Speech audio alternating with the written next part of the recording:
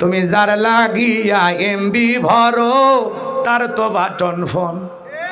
বলবো বলবো মসজিদের জন্য টাকা চাইলাম, টাকা বের হলো না। বান্ধবীর জন্য এমবি তুলে সারা রাত ঠিকই ভিডিও কলে কথা বলো, আমি বুঝি না। বাবা মা যখন দেখে ভিতরে আলো জ্বালানো, কথা কয় না কে, দরজা এসে ডাক দেয়, এ রুবেল এ রুবেল, তখন আবার ও পড়া শুরু করছে। বাংলাদেশের স্বাধীনতা হয়েছে 1971 সালে। বাবা মা চলে যায়, আবার ভিডিও কলে আছে না নাই? যুবক রাগ করছো তোমরা? কথা বলবা বলবা বলবো লিল্লাহি তাকবীর। তুমি যার লাগিয়া এমবি ভরো তার তো বাটন ফোন। তুমি যার লাগিয়া এমবি ভরো তার তো বাটন ফোন। কেমন করে বুঝবে রে সে, কেমন করে বুঝবে রে সে ডিজিটাল তোর মন। তুমি যার লাগিয়া এমবি ভরো তার তো বাটন ফোন। কথা বলে ঠিক কিনা? মেসেজ দিলে সেন্ড করে না, দেয় না তো রিপ্লাই।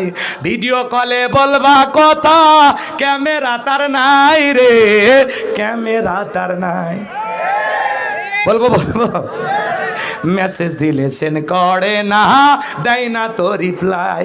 ভিডিও কলে বলবা কথা, ক্যামেরা তার নাই রে, ক্যামেরা তার নাই। ডিজিটাল এই যুগ জামানায়, ডিজিটাল এই যুগ জামানায় অ্যানালগ তার মন। তুমি যার লাগিয়া এমবি ভরো তার তো বাটন ফোন।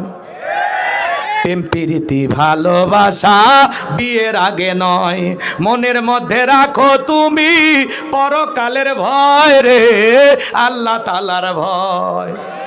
গানের ভিতরে শিক্ষা আছে না নাই? লিল্লাহি তাকবীর। প্রেম প্রীতি ভালোবাসা বিয়ের আগে নয়, মনের মধ্যে রাখো তুমি পরকালের ভয় রে, আল্লাহ তাআলার ভয়।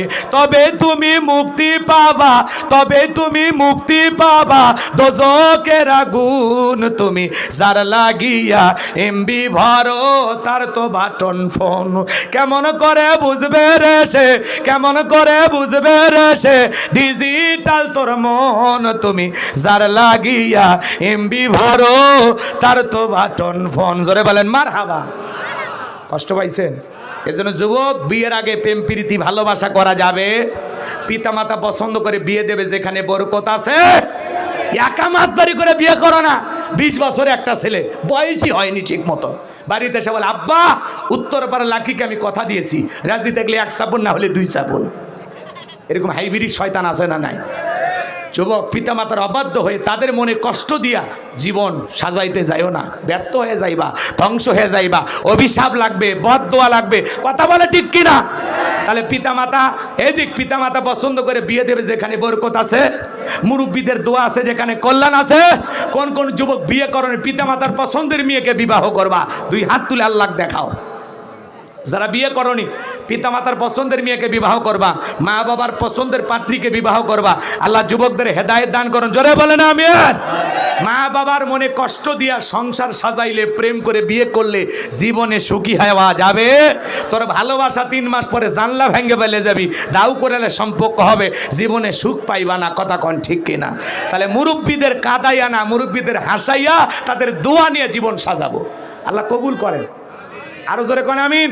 তাহলে 4 নাম্বার গুণাবলী, ওয়াল্লাযীনা হুম লিফুরুজিহিম হাফিজুন। মুমিন বান্দার 4 নাম্বার গুণাবলী নিজের যৌবনটাকে সংযত রাখা, নিজের যৌবনটাকে হেফাজত করা। তাহলে মুমিন বান্দা তার যৌবনকালে সকল গুনাহ থেকে নিজেকে বাঁচায় রাখবে। কার ভয়ে? তাহলে আমরা যৌবনকালে বেশি বেশি রবের ইবাদত করে কাটাবো। কারা কারা? 2 হাত তুলে আল্লাহকে দেখান। আল্লাহ আমাদের সবাইকে যৌবনকালে বেশি করে আল্লাহর ইবাদতের সময় কাটানো তৌফিক দান করেন। জোরে বলেন আমিন। মুমিন বান্দার 5 আর 6 নাম্বার গুণাবলী, ওয়াল্লাযীনা হুম লিআমানাতিহিম ওয়া আহাদিহিম রাউন। মুমিন বান্দার 5 নাম্বার হলো আমানত রক্ষা করা। এই জীবনটা আমানত, ছেলে মেয়ে আমানত, স্ত্রী আমানত, সন্তান আমানত, ব্যবসা বাণিজ্য আমানত, টাকা পয়সা আমানত, বক্তার কাছে শ্রোতারা আমানত, ইমামের কাছে মুসল্লিরা আমানত, নেতার কাছে জনগণ আমানত, শিক্ষকের কাছে ছাত্রছাত্রী আমানত, ডাক্তারের কাছে রুগীরা হলো আমানত। কথা বলেন ঠিক কিনা? মেম্বারের কাছে ওয়ার্ডবাসী আমানত, চেয়ারম্যানের কাছে ইউনিয়নবাসী আমানত, এমপির কাছে নির্বাচনী এলাকার মানুষ আমানত, মাননীয় প্রধানমন্ত্রীর কাছে এদেশের 18 কোটি জনগণ হলো আমানত। তাহলে 5 নাম্বার আমানত রক্ষা করা, 6 নাম্বার ওয়াদা প্রতিশ্রুতি রক্ষা করা। মুমিন মুখে যা বলে অন্তরে তা বিশ্বাস করে, কাজে তা বাস্তবায়ন করে। মুমিন কোনোদিন প্রতিশ্রুতি ভঙ্গকারী হতে পারে। তাহলে জবান দিয়ে যা বলবেন জবান অনুযায়ী কাজ করবেন, ঠিক আছে তো ইনশাআল্লাহ? প্রতিশ্রুতি ভঙ্গকারী হওয়া যাবে। 7 নাম্বার ওয়াল্লাযীনা হুম আলা সালাওয়াতিহিম ইউহাফিজুন। 7 নাম্বার গুণাবলী হলো যারা নিজেদের সলাতের প্রতি যত্নবান। যে ব্যক্তি আসরের নামাজ পড়ে মাগরিব পর্যন্ত মসজিদে মনটা টাঙানো থাকে, আবার মাগরিব পড়ে এশা পর্যন্ত মসজিদে মনটা টাঙানো থাকে। শুধু একা নামাজ পড়লে হবে না, স্ত্রীকেও নামাজি বানাইতে হবে, ছেলে মেয়েদেরকেও নামাজি বানাইতে। ভাই 5টা মিনিট কি আর থাকবেন না? ওই 1 নাম্বার করে কি আবার আসবি? হাত দেখায়, কয় হুজুর 1 নাম্বার। ঠিক আছে, পেশাব যখন খুবই লাগছে আপাতত পেশাব করার ছুটি দিই, নাকি কোন? রাগ করতেছেন ভাই? আচ্ছা, একটা পরিবারে 4 জন সদস্য, সবাই যদি নামাজ পড়ে ভালো লাগে না খারাপ লাগে? জোরে বলেন, ভালো লাগে না খারাপ লাগে? আপনার ছোট্ট ছোট্ট বাচ্চাদেরকে মসজিদে নিয়ে যাওয়া দরকার আছে না নাই? আজকের শিশু আগামীর বাংলাদেশ। আপনি থাকবেন না, এই মসজিদ আপনার সন্তানরা আবাদ করবে, কথা কোন ঠিক কিনা? কিন্তু ছোট ছোট বাচ্চা মসজিদে গেলে কিছু মুরব্বী চাচা আছে ধমক দেয়, খারাপ ব্যবহার করে। চাচা সাবধান, সাবধান, আপনি 70 বছর বয়স হয়ে গেছে। ছোট ছোট বাচ্চা 7, 8, 10 বছর বয়স, ওরা মসজিদে যা কাতারে ফাঁক দিয়ে দৌড়াদৌড়ি করে, অজুর পানি ট্যাপ সারি দিয়ে নষ্ট করে। এটা ওর বয়স, দুষ্টমি করার বয়স। ও লাফালাফি করবে না। আপনি 70 বছরের মুরব্বী লাভ দিয়া আপনার হাঁটুর কিছু খুঁজে পাওয়া যাবে, প্রত্যেকটা নাট খুলে যাবে, কথা কন না কে? আর ও 3 তালার থেকে পড়বি, তাও বাইসে থাকবি আর খিলখিল করে হাসবি, কারণ ওর বয়সটাই হলো দুষ্টমি করা, কথা কন ঠিক কিনা?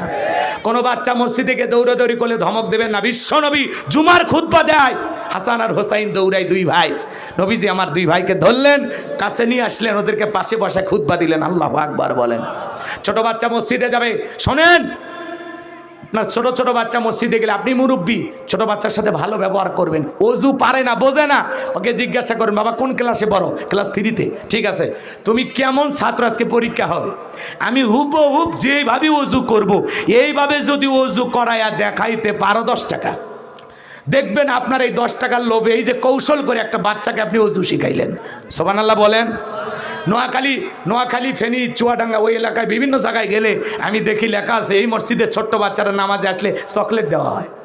খালি মসজিদের উন্নয়ন কল্পে মাহফিল দিলে হবে না, সাজু ভাই বুঝছেন?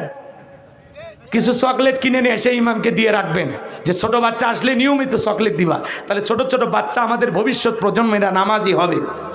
নোয়াখালী, ফেনীর দিকে এরকম উদ্যোগ নেয়, যারা 5 ওয়াক্ত সালাত 40 দিন জামাতের সহিত ছোট ছোট বাচ্চারা আদায় করে, এদেরকে 40 দিন পরে সাইকেল গিফট করে। মারাবা কন? তো এরকম উৎসাহ দেওয়া লাগবে বাচ্চাদের, কথা কন ঠিক কিনা? আল্লাহ রাব্বুল আলামিন আমাদের সঠিক বোঝ দান করুন, জোরে বলেন আমিন। তাহলে মুরব্বী যারা আছেন খারাপ ব্যবহার করবেন না।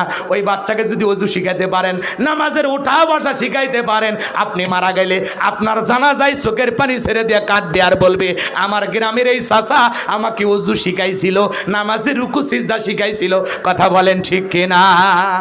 তাহলে সলাতের প্রতি যত্নবান, সবাই নামাজি হব, পরিবারের সবাইকে নামাজি বানাবো, মহল্লার সবাই নামাজি হব। সবাই যদি নামাজি হয়, এই 7টা গুণাবলী যদি আমল করতে পারেন, উলাইকা হুমুল ওয়ারিসুন আল্লাযীনা ইয়ারিসুনাল ফিরদাউস হুম ফিহা খালিদুন। আমার আল্লাহ বলেন তারাই উত্তরাধিকারী হবেন জান্নাতুল ফিরদাউসের, সেখানে তারা চিরকাল বসবাস করবেন। আল্লাহ কোনোদিন জান্নাত থেকে বের করে দেবেন না। এই 7টা গুণাবলী বাস্তব জীবনে কারা কারা আমল করতে চান হাত তুলে দেখান। আল্লাহ রাব্বুল আলামিন আমাদের সবাইকে সূরা আল মুমিনুনের 7টা গুণাবলী, 7টা বৈশিষ্ট্য আমল করে জান্নাতুল ফেরদাউসের ওয়ারিস উত্তরাধিকারী হিসেবে আল্লাহ কবুল করেন। জোরে বলেন আমিন, আরো জোরে বলেন আমিন।